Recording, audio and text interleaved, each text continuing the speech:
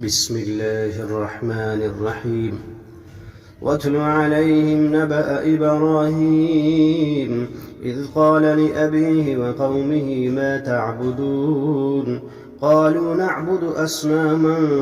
فنظل لها عاكفين قال هل يسمعونكم إذ تدعون أو ينفعونكم أو يضرون قالوا بل وجدنا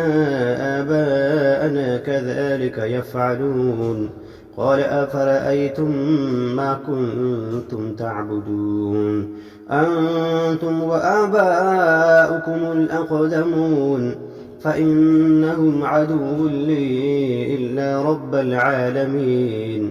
الذي خلقني فهو يهدين والذي هو يطعمني ويسقين وإذا مرضت فهو يشفين والذي هو يطعمني ويسقين وإذا مرضت فهو يشفين والذي يميتني ثم يحيين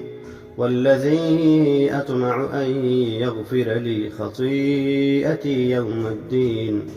رب هب لي حكما وألحقني بالصالحين واجعل لي لسان صدق في الآخرين واجعلني من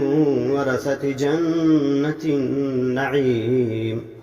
واغفر لأبيه إنه كان من الضالين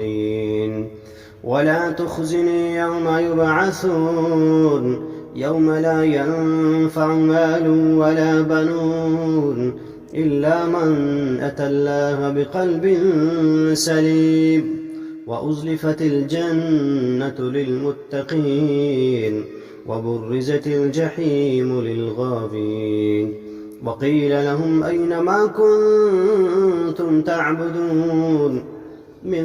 دون الله هل ينصرونكم أو ينتصرون فكبكبوا فيها هم والغاوون وجنود إبليس أجمعون قالوا وهم فيها يختصمون تالله إن كنا لفي ضلال مبين إذ نسويكم برب العالمين وما أضلنا إلا المجرمون فما لنا من شافعين ولا صديق حميم فلو أن لنا كرة فنكون من المؤمنين إن في ذلك لآية وما كان أكثرهم مؤمنين وإن ربك لهو العزيز الرحيم.